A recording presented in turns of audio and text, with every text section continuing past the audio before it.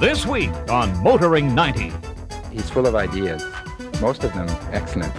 He's always challenging you to really think through what you're doing, why you're doing it, how you're going to achieve the results.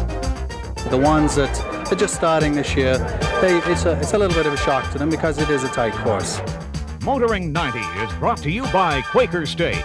The Big Q stands for quality, always has, always will.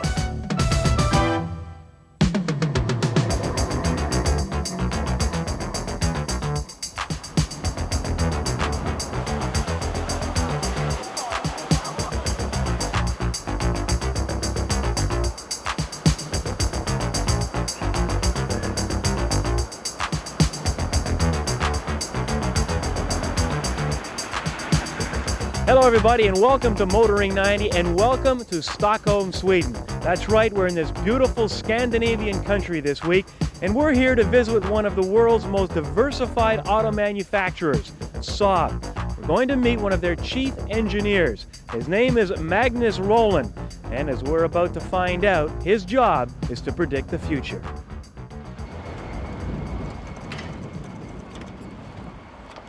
This is the town of Trollhättan, about a 5-hour drive south of Stockholm. If you look closely, you may notice a good number of Saab cars on the streets. Not that this is an unusual sight in Sweden, but the Saab presence is very noticeable in Trollhättan. One reason might be that this is the site for one of 3 Saab manufacturing plants. Trollhättan is also the home for the Saab Museum, a beautiful showcase of generations of Saabs. And it was here that we met with Magnus Roland, who was recognized as one of Europe's leading chassis designers. Tell me what kind of feelings you get when you walk through this magnificent museum of Saab cars. The first sensation I get is that we are on historical ground, and especially when I look at the green Saab 92 in front of us, I feel that's very much the first airplane on 4 wheels without wings. Tell me about Saab just before the car came to be. Well, during the Second World War, there was a production of aircraft for the Swedish defense. But when the war was over, we had skillful engineers and of course a big workshop, and you needed to find a new product. So that's how the first Saab car was developed. The first car was a very lightweight construction. It had transverse engine, a 2-stroke engine. It had big wheels, rack and pinion steering. Most of the features we find right now on the most modern cars. And the funny thing as well, the color with the car. I have heard that Mr. Ford said you can choose any color, just you choose black. But when you bought the first Saab, you had to choose green. And that was left over from the military aircrafts. From the aircraft industry, we have learned very much of the accuracy and precision the pilot is asking for when he is up in the air, and also very much of how the man works together with his machine. So what is called the man-machine system thinking is very much in the soul of Saab and in the mentality of Saab. When designing cars, Magnus Roland is always conscious of safety. But for him, safety comes in 2 shades, active and passive. And the easiest way to visualize is really the passive safety. The passive safety is really to protect the passengers and the driver in the compartment. And for that reason, you need to have the door being reinforced to take the side impact. You need to have airbag systems. And in case of a front collision, you need to have a good front structure taking care of the energy. The passive safety, if the driver has done something wrong, the car has to take care of everything when you have the collision. But the active is really to avoid that, and that is how the driver is acting together with the car. Magnus is encouraged by the young people coming into the business, and that includes an import from Canada. Olivier Renault is from Montreal, and his dream was to work with Saab. He's challenging. He's very challenging. He's full of ideas. Most of them excellent and controversial. And so he's always challenging you to really think through what you're doing, why you're doing it, how you're going to achieve the results. I mean, if it was more bureaucratic, you wouldn't have that freedom to actually develop your own ideas. Recently, Saab and the General Motors Passport division joined forces, with Passport now selling Saabs at their dealerships. One important reason is that we feel that we have the product, but being a small company, it has been difficult to invest a lot in the market. To have a big dealer net costs a lot of money. And I think this is where Passport very well fits in, because you have an available dealer net, which means that we can spread our car in a better way in Canada. For the near future, the rate of change is increasing dramatically. We have to be fast and develop things much quicker than before. And there are new tools coming up, computer-aided engineering, new testing technique, and so forth. Also here we can see the improved dynamics, so the future will be very challenging. Hi, I'm Graham Fletcher. Coming up on this week's test drive, we go off-roading in the latest member of the Ford four-wheel drive family.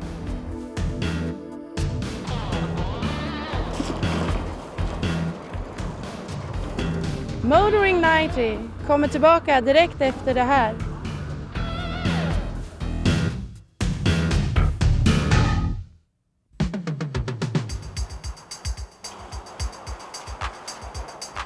Test Drive with Graham Fletcher.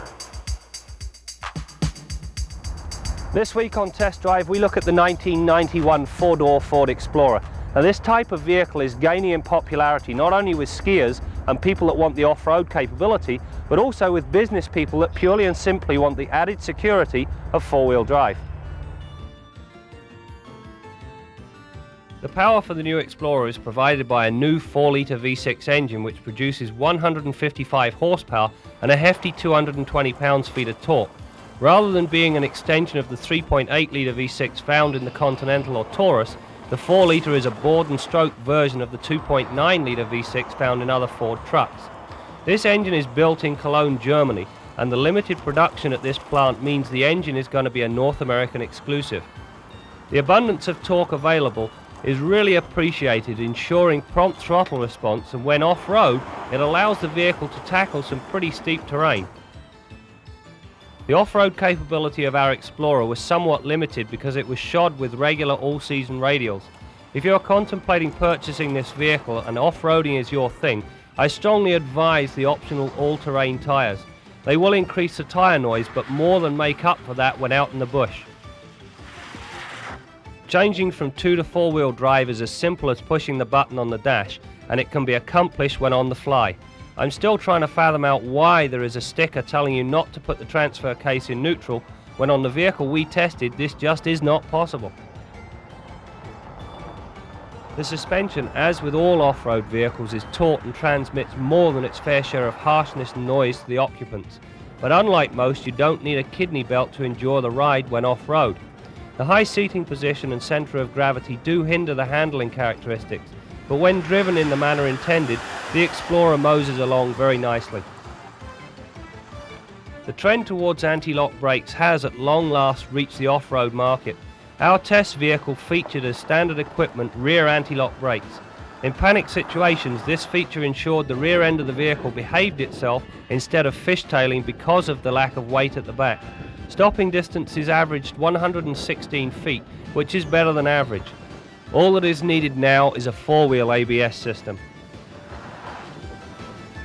The XLT package gives you a complete set of analog instruments. air conditioning and all the power options, which are, for a change, conveniently grouped together. On the safety check, the Explorer features daytime running lights, a third high-mounted stop lamp and dual sun visors, all of which are a plus and not found on most of the competition. When you fold the rear seats down, there is a full 6 foot 6 inches between the front seats and the tailgate, meaning that when push comes to shove and your tent becomes waterlogged, you can actually sleep two in the back quite comfortably. I also like the opening rear glass. This means you don't have to open the tailgate to drop a parcel in, and the privacy cover is a welcome touch. Well, that's it for me. I'm going to go and get out of these clothes and get this vehicle washed. But before I go, I have my pet peeve. And it was that during the test I noticed a nasty engine resonance between 2,000 and 3,000 RPM. Now in itself it's not really that serious, but it is annoying because it shows up predominantly when you're accelerating and when you reach cruising speeds. Now to the scoreboard and see how I rated the rest of the 1991 Ford Explorer. While the Explorer is no rocket, the large engine displacement provides plenty of power and, more importantly, torque, which is great off-road and provides a generous towing capacity. Although the Explorer only features rear anti-lock brakes, this is a definite step in the right direction. This means the car will not only pull away quickly in inclement weather, but also stop with some semblance of order. As with any sport utility vehicle, the Explorer's weak point is handling. If you try to negotiate a corner too quickly, it certainly lets you know. That said, when driven as intended, the Explorer's characteristics are predictable. There was very little wind noise evident, and because our test vehicle had regular all-season radials, there was virtually no tyre noise. However, I would gladly trade some of the piece for all-terrain tyres. During the test, we averaged a commendable 23 miles per gallon or 12.2 litres per 100 kilometres. Although a long time in coming, the Explorer has a lot of the better features found in the competition, making it a very rounded vehicle capable of fitting just about anybody's bill.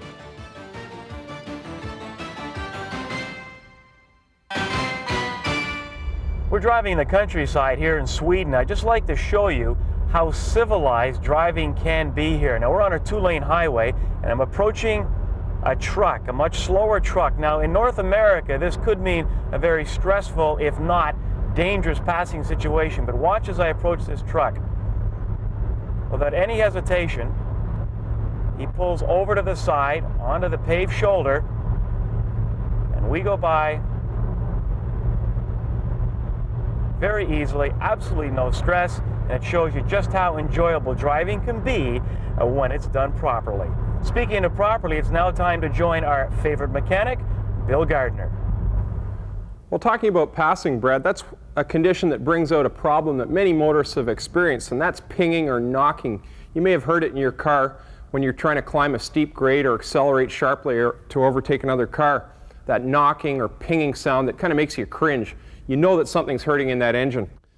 Now, one of the most common causes of pinging or pre-ignition is a malfunction in the EGR valve. Now, EGR stands for exhaust gas recirculation. It's an emission control device, basically, but it also has a heck of an effect on the engine's tendency to ping. This is it back here, the EGR valve. It's mounted on a spacer plate underneath the carburetor, and it blends some of the exhaust gas back into the intake tract of the engine. They're still combustible, so they're recirculated. So this is one of the main places to look. Check the EGR valve. If you've tried everything else, timing's to spec, and you've tried higher octane fuel, you've still got a ping, this is most likely your problem. Two other important factors in pinging, controlling pinging, are air temperature and coolant temperature. We must make sure that the cold air duct is properly attached and working. Now, you've heard us talk about these ducts as creating a drivability problem if they're not working right in the winter. But it's also important that in the summertime, the cold air duct is hooked up so that we gather intake air from ahead of the radiator. It's much cooler. And we want to make sure that after the engine warms up, this little damper door in here opens up to bring the cold air in through this duct. If it remains closed and brings the hot air up from the exhaust, the engine will be very prone to pinging. So check that cold air duct, make sure that the damper opens after the engine warms up, and make sure that this duct is here. Sometimes it's missing, cracked, broken, not connected properly. So check that. The other thing is coolant temperature. If you have a cooling system that's not working at peak efficiency, your engine's running too hot, it'll be much more prone to detonating or pinging. So check that radiator, fan, hoses and belts, make sure that the cooling system is up to scratch. Now if the engine's been pinging for any length of time, it's quite possible that this white porcelain insulator around the center electrode can become cracked and break away, fall into the combustion chamber. That'll cause the plug to spark at the side here instead of at the gap here, and in that case your engine will run very ragged. It'll misfire and sputter, just won't have the performance you should have. If that's the case, you're going to have to change at least those bad spark plugs and probably all of them. Carbon buildup in your engine can also cause pre-ignition or pinging. Those deposits in the engine can heat up and glow cherry red in the cylinder and provide an alternate source of ignition prior to the spark plug firing, and that'll be your pre-ignition.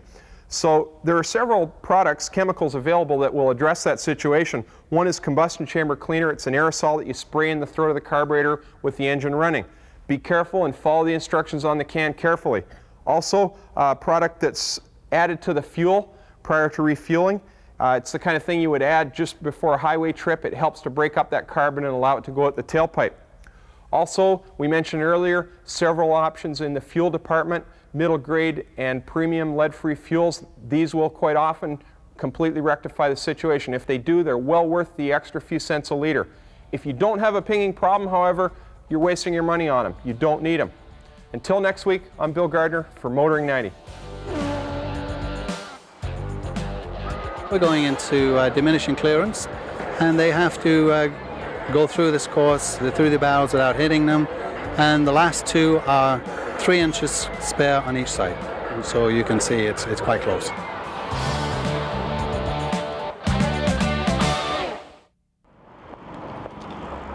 If you like to cycle but you're scared stiff to venture out into traffic in most cities in North America, maybe you should come to Stockholm. There are bike paths just like this one simply everywhere in the city. All right, it's now time to head back to North America to take in a rodeo. But would you believe this rodeo does not have one single horse?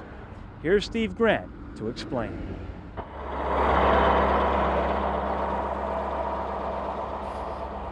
You know, bus drivers are the kind of people that everybody loves to complain about. You get on a bus and it's hot and sticky.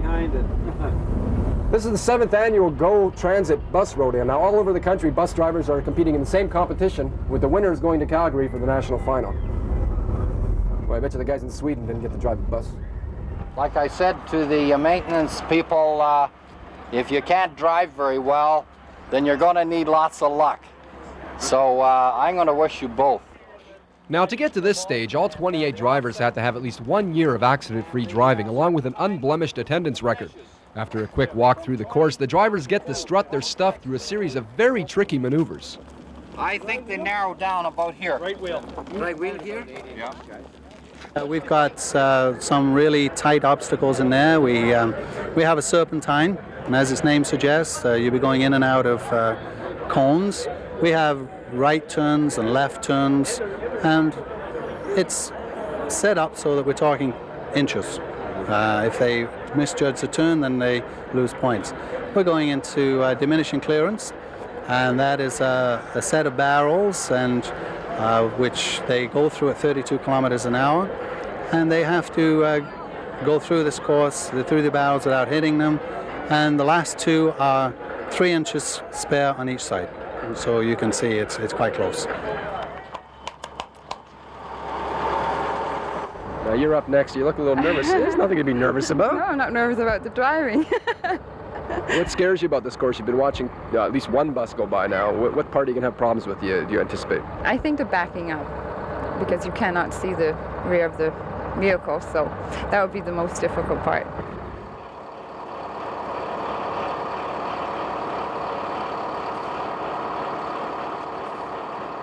They come out here, and if it's their first year, you usually find even they are a little bit surprised with the course, and they go on. Usually second and third year, they get a little better and a little better.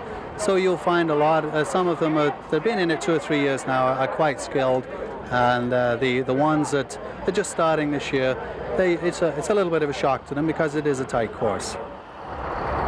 There are 28 drivers entered in today's competition. Obviously, they're all fine drivers to make it to this point, but this is the exercise that everyone has the most problems with, and with good reason. These buses are 44 feet long and 8.5 feet wide. Those cones are only 10.5 feet wide, so you don't have to be a mathematician to figure out that you don't have a lot of room for error. And there's no power steering either. Good job. No, these particular vehicles don't have power steering. It's quite a big vehicle, and of course they're not like a tractor trailer. They don't bend in the middle, so you've got quite a feat to get them around the course. Cool hand Howard Elson is a 3-time winner of this competition. His strategy is based on common sense more than anything else. You have to go slow. You're on a time limit, so you go quickly from one event to the other, and then go slow through each event. It's a safety and skill-orientated contest. I guess 60% skill and 40% luck. Unfortunately, it wasn't Howard's lucky day, and Norton Conklin walked away with the $300 and a trip for 2 to Calgary for the national finals.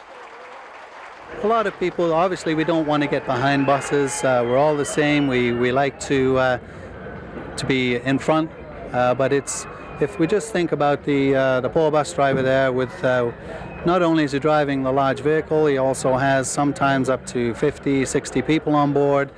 He is trying to protect them from injury as well as not have accidents. So unless you've actually gone through and been a bus driver or seen what a bus driver has to do, I don't think any of us really knows what a stressful job they have.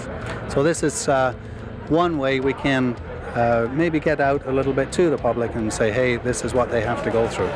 And we see a lot of appreciation from days like today.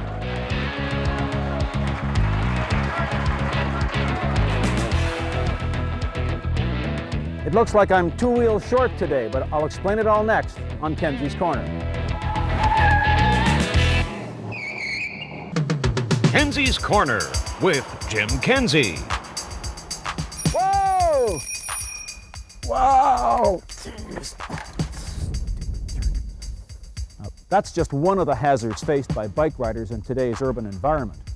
Another one of these sewer grates whose slots seem perfectly oriented to capture an errant front wheel. You think they could pick these grates up and rotate them 90 degrees, but apparently they don't fit that way. But the biggest problem for bike riders is motorists.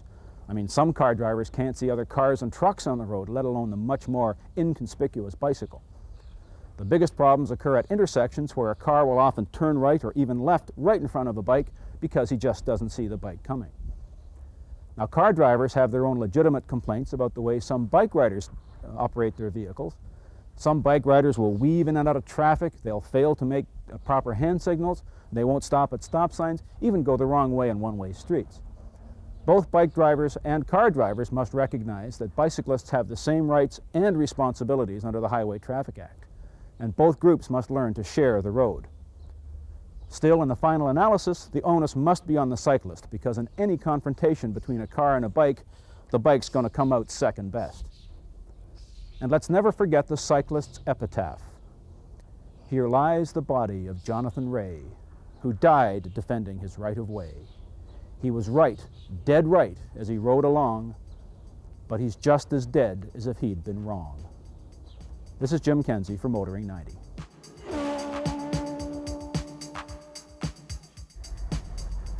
I've just been inside checking out this beautiful hotel room, and you too, for about $1,000 a day, can get this kind of view high atop the city of Stockholm. It's beautiful, isn't it? Well, that is it. Unfortunately, our trip to Sweden has come to an end, but we want to thank Saab and Magnus Roland for giving us just a glimpse of the future as we motor into the 90s. That's it for now. We'll see you next week. Make sure you join us. Motoring 90 is brought to you by Quaker State. The big Q stands for quality. Always has, always will.